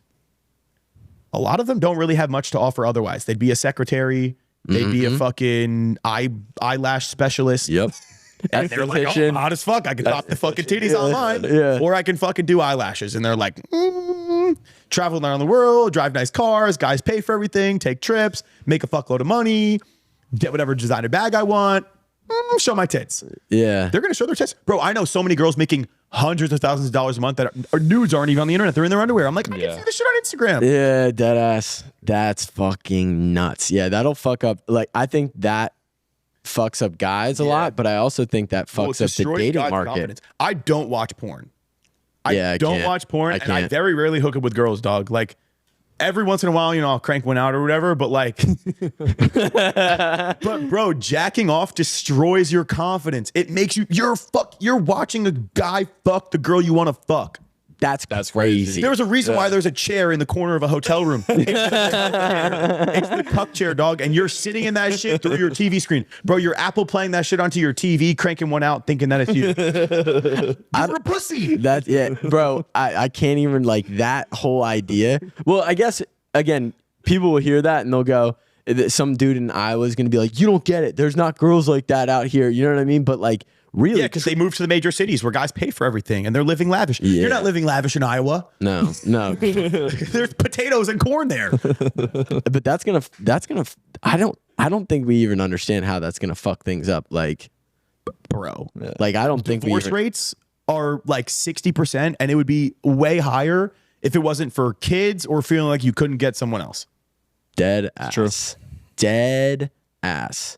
I mean, we're in a world, we were talking about this. It's like once you get out of college, being in where we're from, like Fort Myers, dude, shit dries up like it's a desert, bro. And I'm 25, bro. I can't fuck an 18-year-old. Yeah, I dead can't go to ass. a college party. Dude. Dead ass. I'm a creep. Yeah. I'm not Leonardo DiCaprio, but I can't fucking keep you around for 3 years. But then if you're like, no offense to any OnlyFans girls, if you're a hot, low intelligence girl, you could be 18 years old. OnlyFans. And bro, room temperature IQ can get you pretty far in life if you're a really hot girl. Yeah. Dead ass. And I like my rooms cold, bro. Like 65. But no, I'm serious. Like, and I think it's also like it's setting a standard for young women to, instead of look for jobs that are more fulfilling in life, they're just like, oh, I can just do this. And they talk about the money. That's all they talk about. When you come to them, they're like, whoa, listen, like I know that this isn't right. I know that that's gross. I know that but I'm making money. You know what I mean? And you have to sit there if they're not like super, you know what I mean? Like I honestly don't think there's a number that would ever make me fuck on camera. Cause it's like, dog, that shit is on the internet forever. Yeah, you'll never get away from that. Forever, bro. Forever. And you want to talk about your, like, I think we get this, I think we get it wrong, at least people that like younger entrepreneurs, they get it wrong where they think that money is the most important aspect of your like journey. And in most cases, in all cases, your reputation is. So if you go ahead and fuck on camera, your reputation's gone forever. Dude, there are some people that we know from FGCU that do it now. Really? Or they did. What happened? Breaking news. Breaking news. Breaking news. The meme coin that I had 400K in dropped 50%. Holy shit. Jamie will buy dinner tonight. Yeah. Live on the pod. Dinner's on me, dog. Chat real quick. Dinner's on me, dog. Jeez, bro. What's going on? Fuck. Did your phone just start blowing up in the middle of... Yes, bro. I was like, why is my phone like vibrating? I mean, I still have like 150K in it, but like 400K, bro. Why didn't I sell? So this is the thing, bro. Like I said, and now here we are. This is a great full circle conversation because we're gonna go straight up. I've been on a podcast for an hour. I couldn't have sold anything. If somebody made money in the Discord and other people aren't getting fucked, it is what it is, dog. I'll make my money somewhere else. Well, yeah, we have. You don't have to stress it. Yeah. I'm not like, bro. I'm kind of laughing about it a little bit. I think it will recover. I think we'll be fine. Like, yeah. It's a long-term project. Like I'm working on getting the balls in Donald Trump's hands. I have connections to him. That's good. Through mutual people. Like I'm like 2 people away from Donald Trump, 1 person away. Like they always say you're 7 connections away from anyone in the world. In social media, it's like 3, bro. That's facts. That's so true. Because like how we run the podcast is I'll just fucking randomly just DM people. Mm-hmm. And like, I think there's this idea when you're not creating content on social media that the world is so big and there's no way that anybody could ever come in contact with this person. And it's just not true. Yeah. If you are actually valuable in what you do and you have value to provide to people and you just put yourself out there, you'll find the people. I feel like living in Miami is a huge help with that too. Like I saw Mike Perry downstairs yesterday when I was getting coffee. Yeah, that's crazy, right? Yeah, it's crazy. That's crazy, right? Yeah, and it's just like just for being here this weekend. Bro, yeah, like it's crazy. The people you see just randomly around is wild. Yeah, Especially in Miami. But it's also like, if you don't make it this time, you'll make it next time. I'm still up hundreds of thousands of dollars. I'll wait, bro. It will recover. I believe in it. You know, I'm not stressing about it. Yeah. But it's like, I mean, be like, dude, that's gotta your heart's gotta be in your stomach right now. No, I'm fine, bro. I would kill myself, dude. $200,000. Is that what it was, right? That's what it's down. Yeah. But if it goes back up, higher. that's true. Bro, it went from $400,000 market cap up to like 3.5 million. Went back down to 450,000, 800,000. I didn't sell a penny the whole time. Then it went back to 6.5 million. Didn't sell a penny the whole time. Went down to fucking 5 million. Didn't sell a penny. Went up to 16 million. Didn't sell a penny. Now it's down to fucking what's it called? 4 million. 4 million is not bad, bro. That's still a 10x from when I got in for 30K. So but this is why you see these bigger names like just get out. Like they just take. Yeah, but they panic and they get out. You can't panic, bro. A community relies on me. If I panic and I'm like, oh my God, I'm so worried, and I start selling, bro, they're gonna be like, what the fuck? Yeah. But I'm saying, bro, I'm not worried about it, bro. Also, you can't blame people for making money. If I call the coin and it's like $800,000 market cap and it goes to 16 million, bro, that's an insane return. Like I can't blame people for selling. Meme coins are a funny thing that you do for a couple months. Like sometimes they last an hour. Yeah. Or last 30 minutes. Like it is what it is, bro. It's the name of the game. And it's gambling. It's the same thing as going to the casino. Yep. If you learn how to count cards, like I'm very good at blackjack. I went to England. I turned $300 to 11 grand. I've done 500 to 5K many times. Like I'm probably up all time on blackjack, like 80 bands. But it's just fun. Like I'll go in there with $500, maybe $1,000. And I'm like, if I lose this money, I lose it. I've only had 1 losing day at the casino since I taught myself how to monitor the deck. But bro, it's the same thing. Like, that was a good way.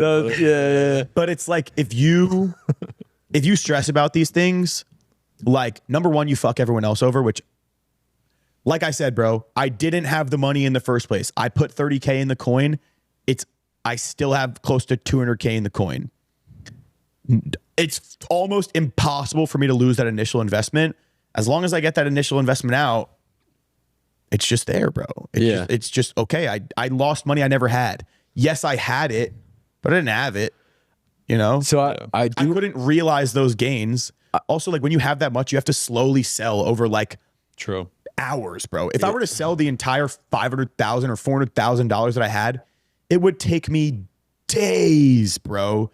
Days of like a little bit, wait for a buy, a little bit, wait for a buy. Because you can't just destroy the chart. It causes a panic sell. Like, I'm not in the business of causing a panic sell. because then I ruin my reputation and I'll never get the opportunity again. Opportunities arise and I'll take the opportunity. But like, if this one pays off, it pays off. If it doesn't pay off, bro, it doesn't pay off. I posted a couple TikToks about it. They got like 400,000 views. I can't expect the coin to fucking stay at what it went to, you know? And there's always winners and losers. If you buy a Tesla stock and it plummets, there were losers. If you buy crypto, bro, there's people that are going to be buying Bitcoin at 140K. It's going to go down and they're the loser. Yeah. But there's people that fucking won. Yeah. You know? It's not an emotional game. It's capitalism. At the end of the day, it's capitalism. And it's interesting, though, to see like sports betting and crypto. It's kind of like, honestly, sports betting is becoming like its own version of investing in a weird fucking twisted way. Yeah. I mean, if you have somebody that's good at sports betting, like I would consider myself pretty good at sports betting. If you have somebody that's good at it and you just manage your units, like it's a science, bro. Meme coins are a science. Crypto is a science. Stocks is a science. Sports betting is a science. Like if you study that science long enough, you'll get good at it. Like, and you're going to lose in the beginning, bro. You're going to lose in the beginning. But like, it just happens, bro. It just happens. And if you get emotional, like you can't trade emotionally. So like, I'm sitting on a podcast, dog. Number one, like I'm not going to fucking say sell 100%. Oh my God, I'm scared. It is what it is, bro. It is what it is. And like I said, man, I trust in God. He has a plan for me. Maybe I wasn't supposed to get the biggest win on this one. I'll get it on the next one. Patience. What do you bet on? NBA, NFL, soccer, and then I do some tennis. True. Yeah. What are you looking at? Like what makes alternate sports books lines? So usually you'll have like FanDuel, which will have like the most accurate lines up fairly fast. So then you look at other sports books and kind of see like, okay, Kirk Cousins, my favorite NFL player of all time, is projected 300 passing yards. Okay, this book has him at -400 versus -300. Okay, you get a lower payout on this one. So clearly they think it's more secured. So I'll take it on the lower payout or the higher payout one, -300. Or like, then I'll look on Prize Picks and be like, oh, well, he's even payout on this. So it's 50-50. That's a plus, plus 100. Or yeah, like there's a science to this shit. Yeah, it's a whole science, bro. That's insane. Like it's a science of everything. There's a reason. There's a way they make the lines. You play with the way they make the lines. If they make the lines and they're 1 or 2 yards off, 3 yards off, 4 yards off, and you see these lines going up and up and up, you secure value by getting it first. Like last week, bro, I had a $200 to $5,000 6-man parlay, and every single line got bumped by like 3 or 4 yards or 2 to 3 fantasy points, which like, dog, that's a lot in the game of sports betting. That means the book fucked up in the beginning. Yeah. And like sometimes you win by half a yard. Sometimes you get it right by half a yard. So it's like they know the science behind making these lines. There's a reason why sports books are profitable. There's a reason why casinos allow you to take these bets. And they fucking bank on the suckers that make 35 leg parlays at -900 odds, knowing that one person's not going to hit that -900 yard. I know Mike's laughing because he's probably done it 100 times. I do it all the time. I still do it today. All the time. Yeah, bro, you got to play the real odds. The same thing with meme coins and crypto in general, bro. When everyone is telling you in crypto, we're going to the top, we're probably getting up to the top. When everyone's saying nothing, I'm selling. When they're like, who's going to do it first? I am. Goodbye. On the big coins, the small coins, you can't do that. Yeah. Everything is available on the blockchain. You can't lie on the blockchain. You can't. Yeah. Like, if your wallet's connected to another wallet that made whatever trade, you're all looped together in a bundle. You might not know exactly who owns that wallet, but you can make an informed guess. Yep. So you can't fuck people. Yeah. You can if your face isn't on the internet and your whole personas are not built around it. But I mean, it's a educated risk game, bro. It's a science, and you got to just play the odds. You can't be emotional. Like, and that's why nobody makes money in the stock market trying to do it themselves, doing options and all these things if they trade emotionally.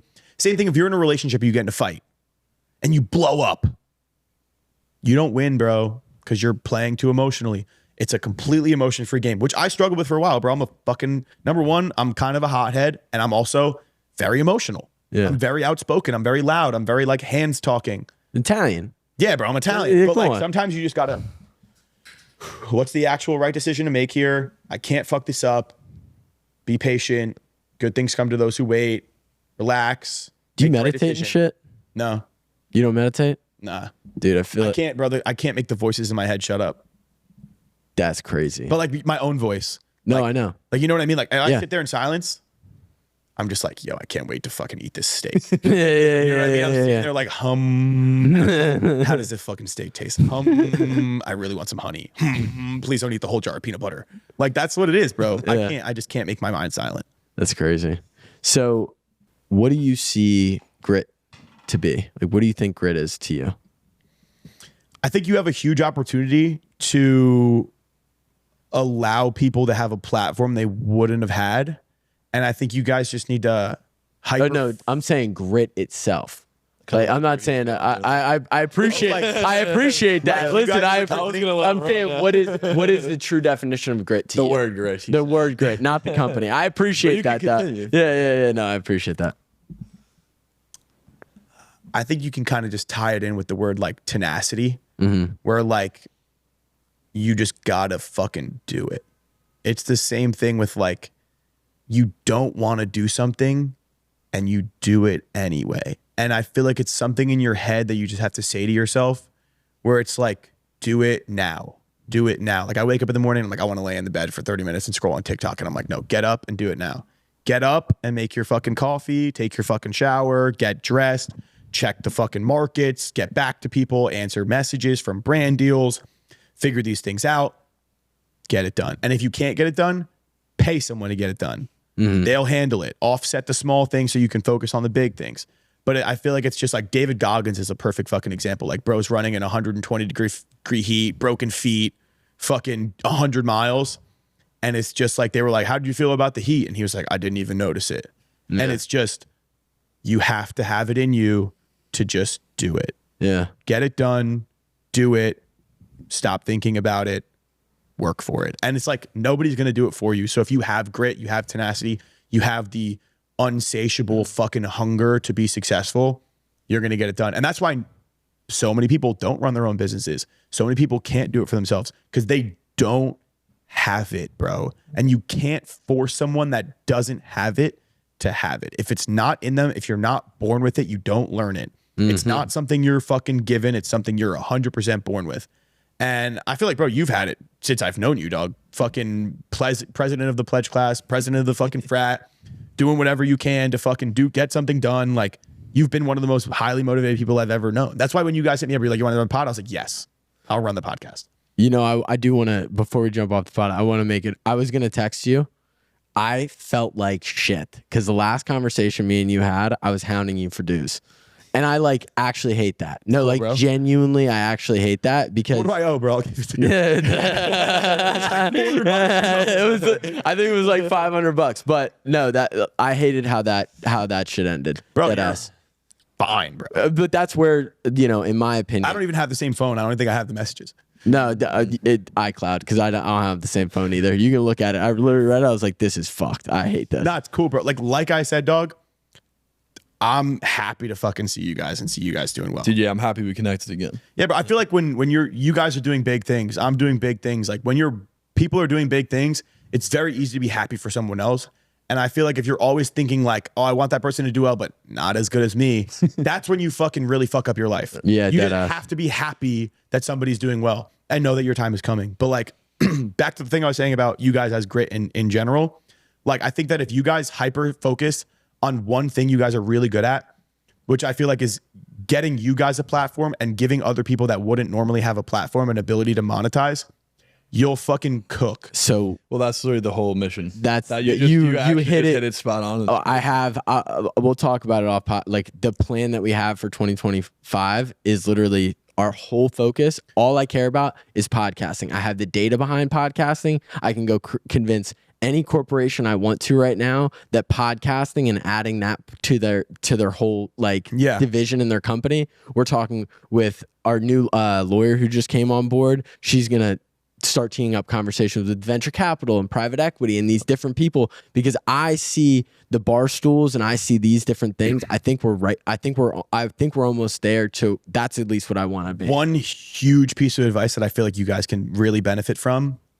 A lot of social media influencers that I know have millions of followers and make no money is because nobody knows anything about them. If you reach out to these people that you speculate don't really make an income, but have a fuckload of followers, if they can turn them, like, there's a difference between a follower and a fan. If somebody's a fan of you, they'll support you. If somebody follows you, it's just because the content you're posting. If you can fucking hyper focus on influencers that don't connect well with their audience, but can and are interesting, but they just don't know how to convey that, and get them in a setting where you do a podcast, like a real podcast, not the fake one where you sit there and you talk to the microphone, a real podcast where it's people sitting down and you're just giving them questions. One of the biggest things you can do as a podcast is give layups. So it's like, this person, you know, they want to talk about this, but they don't know how to like pivot to it.